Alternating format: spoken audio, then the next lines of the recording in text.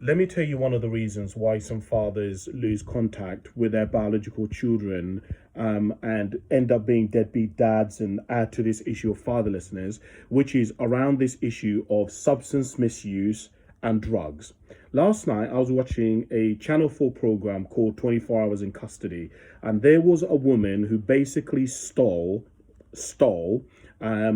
or frauded her uncle out of £250,000.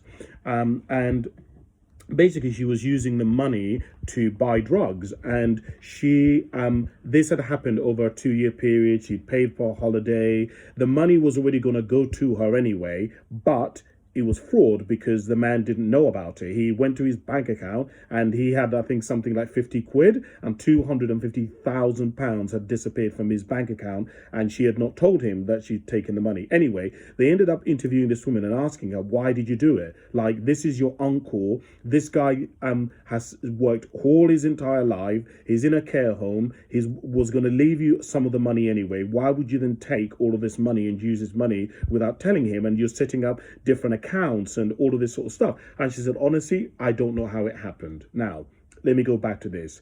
When people are under the influence of drugs and alcohol and substances, people don't think rationally.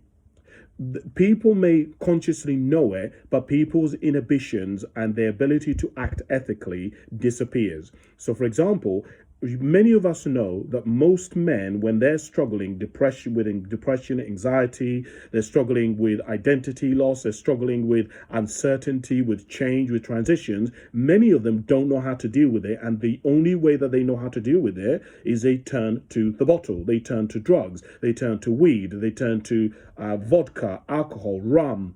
And obviously, many of us know that when people are under the influence of drugs and alcohol, it limits their ability to make ethical decisions, particularly when it comes to engaging with their children. And then people have other mental health issues and shame and mistrust, and they become vindictive and they can become aggressive, and so they don't engage with their child and they neglect their child. And it's not that they don't know it, they may consciously know it, but there is so many barriers, internal barriers, that they have to work through, that they cannot show up for the child the way that they want to. And as they say, they choose the drug or the alcohol over their biological children. So this is part of what leads some fathers to have no contact with their children. But also remember that the police stop them or the social services stop them, because they not only are a danger to themselves, but they might be a danger to the child depending on what age the child is. So substance misuse and drugs is a serious issue that stops fathers from showing up.